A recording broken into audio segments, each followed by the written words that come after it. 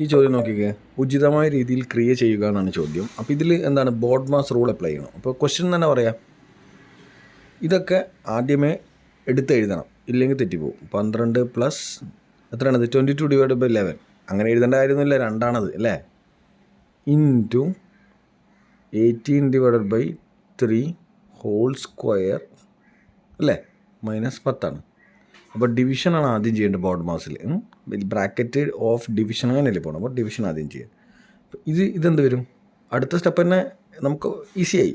പിന്നെ 12 plus 22 divide by 11 എത്രയാണ്, 2 അല്ലേ, ഇൻറ്റു 18 ഡിവൈഡ് ബൈ 3 എത്രയാണ്, 6. 6ൻ്റെ സ്ക്വയർ 36 -10.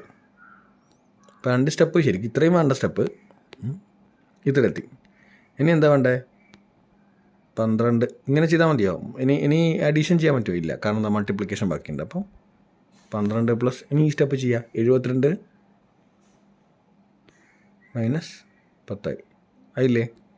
നമുക്ക് എന്ത് ചെയ്താൽ മതി, 72 പ്ലസ് 12 എത്രയാണ്, 84 -10 24. മനസ്സിലായില്ലേ, എത്രയായി, 74 ഉത്തരം കിട്ടിയേ. ശരിക്കും എത്ര സ്റ്റെപ്പ് എടുത്തു, 3 സ്റ്റെപ്പ് എടുത്തു ചെയ്യാൻ. പക്ഷേ ശരിക്കും നോക്കിയാൽ നമുക്ക് മനസ്സിലാവും, ക്വസ്റ്റ്യൻ മാത്രം നോക്കിയാൽ മതി, ഇതിൽ നോക്കി ഉത്തരം പറയാൻ പറ്റും.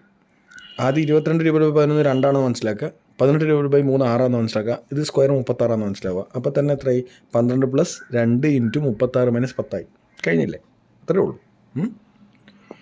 അപ്പോൾ എല്ലാവരും ശ്രദ്ധിച്ച് ചെയ്യുക. സിംപ്ലിഫിക്കേഷൻ വളരെ ഇമ്പോർട്ടൻ്റ് ആണ്, അതുപോലെ തന്നെ ഈസിയാണ് സ്കോർ ചെയ്യാൻ.